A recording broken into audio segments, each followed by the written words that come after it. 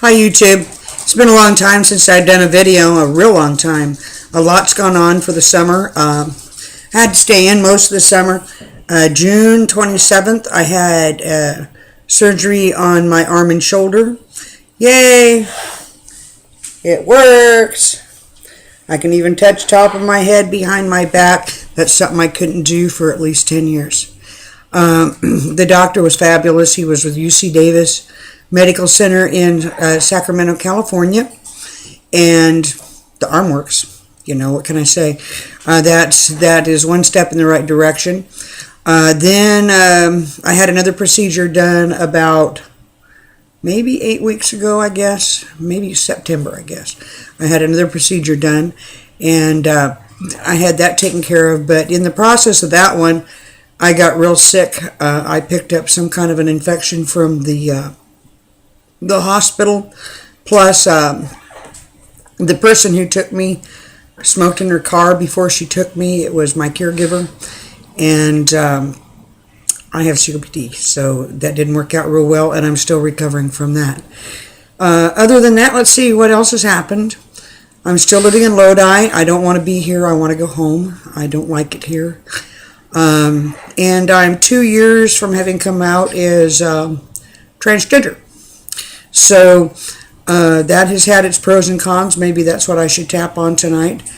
I really thought I would not lose anyone in my life or be shunned or any of those things with my choice to transition. And what I have found is I've lost a lot of people in my life. Mostly West Coast people, surprisingly enough. My Southern friends don't seem to care one way or the other.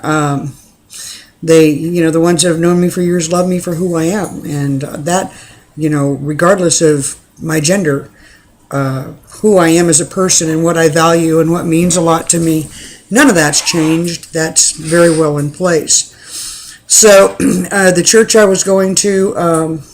and I'm sure they would disagree with me on this because I don't think people understand. I don't think they realize. I really don't think this is an intentional thing. But as the 2 years went by, especially the first year, one by one, people from the church seemed to drop off my friends list over on Facebook. And when I would go into church, the feeling I would get is, oh,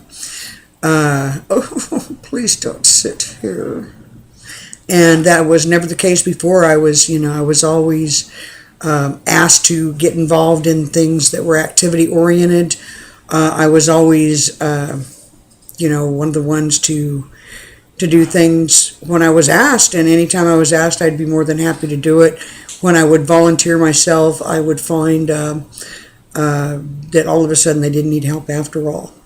So, and it's not the guys, it's the lesbian community. I'm telling you, it's the lesbians. The guys are fine. What few men go to that church, and there are very few men at the church that I was going to. And I really don't think they're aware of it. And I wonder how much of that is, even I could even have it play a part in this. They don't know what to say to me. How do I fit in their world now that all this has changed? And I have that question. I mean, how does this work now? What's the right protocols? I've got a lot to learn. Even 2 years into this, I have a lot to learn. So, it's been a very lonely 2 years. And, it's not comfortable. I can hardly wait till I get home where people, of course I can be surprised, but I have, like I said, I haven't experienced that type of people detaching from me in the South. Of course, they knew me for many years. The people out here, they didn't know me that long. And it's a smaller community of a church. It's an MCC church, but it's still a smaller community of a church to where it's more of a small family environment. And to, the people that are in my age group, but let's face it, people aren't real quick to accept new people in their life when they're all set in their ways by the time they hit their 50s and 60s. So, I've seen it. It hasn't been a picnic. It really hasn't. And I'm not sure what to do to fix that. I know that maybe it can be fixed. Maybe I need to just, go find a new family, church family, or just keep waiting until my home sells, and then head back on to the south, which I totally intend to go back to the south. But and you know, I honestly I seem to be fitting in a whole lot better prior to this than since, and I don't know how much is my own take on it. I don't know how much is theirs. I do know a lot of it's theirs, because I know that I get, you know, I feel very invisible. I didn't used to feel invisible. I mean, I feel totally invisible. When I go in there, it's like, you know, I just feel like an invisible person going through that. I don't know how to explain it other than that. I have, you know, it's made me sad, of course. I've tried to go, oh, whatever, and that doesn't work. I mean, because it isn't oh, whatever. Obviously, it's bothering me, or I wouldn't be talking about it. I've tried to, you know, like they had a yard sale at somebody's home, and they were hollering they needed somebody to with an extra truck. I have a pickup, and I offered my pickup up. You know, I couldn't do anything at that point because I just had surgery, but I certainly could drive, and they could fill that pickup up with the garage sale stuff, and all of a sudden they had that solved. They didn't need me. The next step of the way is, you know, I told I told somebody pretty, I'm not going to say who, yeah, it's somebody pretty high up there, I own a concessions trailer. You know, they're more than welcome to use it for these events and things. All they have to do is say, Morgan, we need your concessions trailer. They haven't even done that. I mean, come on. They're always hollering they need money.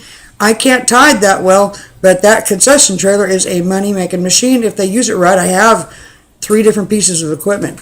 So, you know, I'm not sure what their deal is, and I'm not sure, like I said, some of it, maybe I'm coming across different. I did have one woman pull me aside and said, God told me to pray with you, and God told me that I need to tell you that it's okay for Morgan to be happy. We miss our happy person. It's okay for Morgan to be happy. But it's been kind of, you know, I was always, you know, everybody enjoyed me at lunch prior to all this. I could bring down the house. I mean, I've always been able to do that. I can make people laugh. I can have a whole restaurant on the floor if I want. I'm you know, I like to make people laugh. It's my deal. But you have to have people interacting with you to do those things. And once this happened, once I came out as transgender, that all changed. I mean, like I said, and I'm sure some of it could be the way I'm coming across, or my loss of what do I do now, or you know, I don't know, but I'm still the same person. You know, that's just it. You know, and there's a couple people that have been coming over and helping me when I need help that are from that church. You know, like when I was so very sick, thank God they were here. You know, because other than them to come over to check on me, I was on my own, other than them and my in-home care provider. And that was a lengthy recovery. Like I said, that's why you guys haven't seen much of me. I did not feel like doing much. I don't think you want to talk to me. I was really loaded up on medications. So, but, you know, and so that's been the hard side of the transitioning from the last 2 years. On the 18th, a day to remember the Transgender Day, I will be one of the panelists at the Day to Remember Transgender in Stockton. So, you know, I've got that to do, and I need to start going more to the center. They have the LGBT center, and one Elena that works in that center, she's just amazing. So, you know, I need to really start going there and getting involved with that. And let's see what else is going on. I got some ugly news about my brother. My brother's been diagnosed with lung cancer, according to him, and I believe him. Sometimes he tends to stretch it a little bit, but I think that this is probably pretty accurate. And then let's see what else. Not a whole lot. I'm really looking forward to next summer. If I can get, you know, my breathing's been off. I'm having to do a lot more things for my breathing at night now. And if I can get my breathing straightened out and get this infection in my lungs straightened up, I'm going to be doing some serious fishing this coming summer, I'll tell you. That's another reason I want to get back to the South. It's because that's where my kind of fishing is. I mean, those are fish out there. These are just wannabe fishes out here. And, you know, so, hey, you know, I'm just catching myself starting to ramble. I'll save some of the other things for a different video.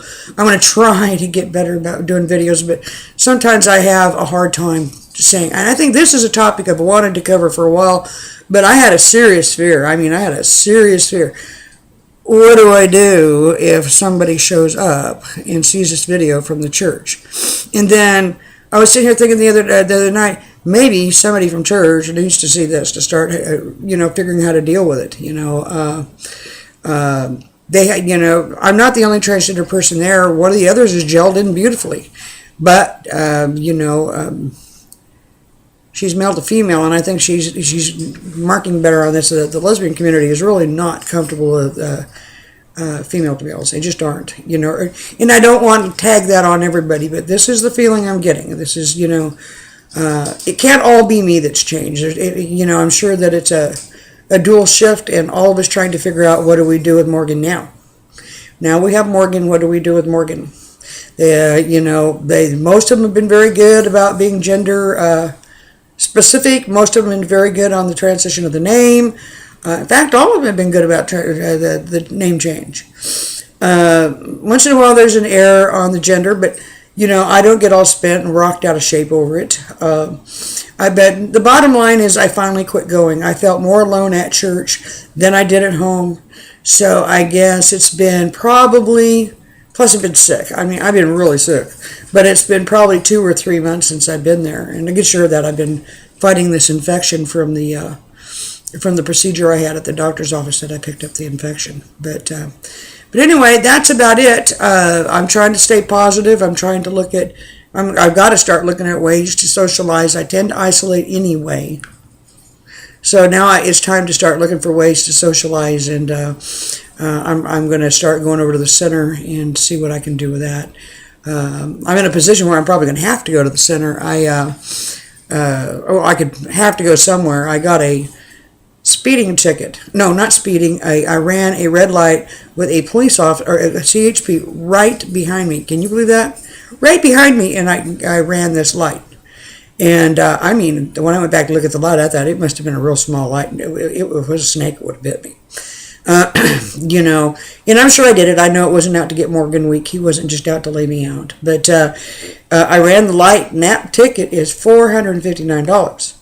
No ifs, ands, or buts. No, do not pass go, anything. So I go to court on that next week, and if they'll do community service, Elena down at the center said she'd find something for me to do that wasn't, that I could do with my physical condition right now. So, which is probably going to be a doorpost, but that'll work. If I can hand out brochures and tell people it's going to be okay and be a service to my community, maybe this is a God thing in itself to get me to start going out and getting involved. So, anyway, that's about it.